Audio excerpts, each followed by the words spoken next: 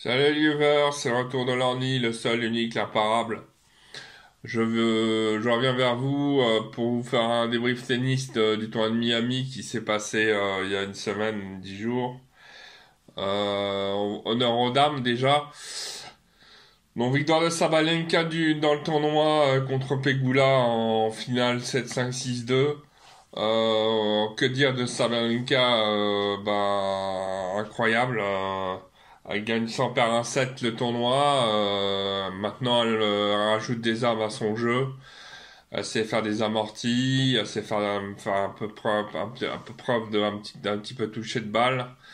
Bon, bien sûr, sa force maîtresse reste la puissance de fond de cours, mais bon, Pegula n'a rien pu faire en finale.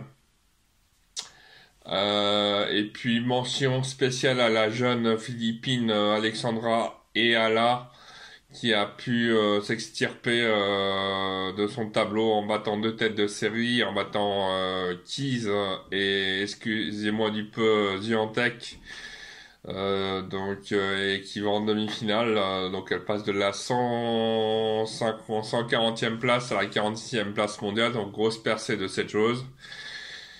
Et puis Swiatek qui n'y arrive toujours pas, qui pédale dans la semoule en ce moment. Est-ce que la période de terre battue va lui faire du bien? Rien n'est moins sûr. On verra bien.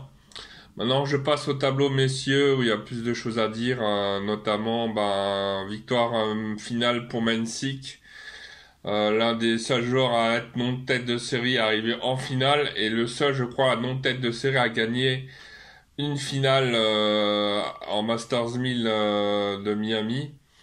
Grosjean l'avait fait en 99 et je crois qu'il y avait Ian Michael Gambill dans les années 90 aussi qui était non tête de série, mais eux n'avaient pas gagné. Grosjean avait perdu contre Krasicek et Ian Michael Gambill contre Agassi. Donc félicitations à Mensi qui a su servir le feu pendant toute cette douzaine de jours, parce que c'est plus, on peut pas dire quinzaine, le tournoi s'écoule sur 12 jours maintenant. Et il a notamment réussi à imposer son jeu grâce à son service, sachant que la surface est moins abrasive et plus rapide, un peu plus rapide qu'à Indian Wells. Ça facilitait les jeux tendus, les jeux à frappe tendue. Donc Mensik adore ça et il a éliminé trois têtes de série dont Draper et Djokovic, donc excusez du peu. Et on voit que les gens ont de plus en plus de mal à faire le Sunshine Double. Sunshine Double, c'est quand les joueurs gagnent à la fois Indian Wells et Miami. Donc alors, je vous rappelle qu'Indian Wells c'était Draper qui s'était imposé et Draper a perdu au deuxième tour contre le futur vainqueur du tournoi, Miami Mensik, 7-6, 7-6. Et on voit que malheureusement pour Draper, la surface lui convient moins bien, les rebonds sont plus bas. Il a plus de mal à mettre en place son lift de gaucher, donc pas trop de surprise par rapport à la défaite contre Mensik. Djoko aussi, retour en grâce de Djoko qui arrive en finale mais qui n'arrive pas à décrocher son centième titre, le centième titre de sa carrière. Ce sera peut-être pour la terre battue, ou plus pour le gazon. Bon, je pense plus pour le gazon que la terre battue.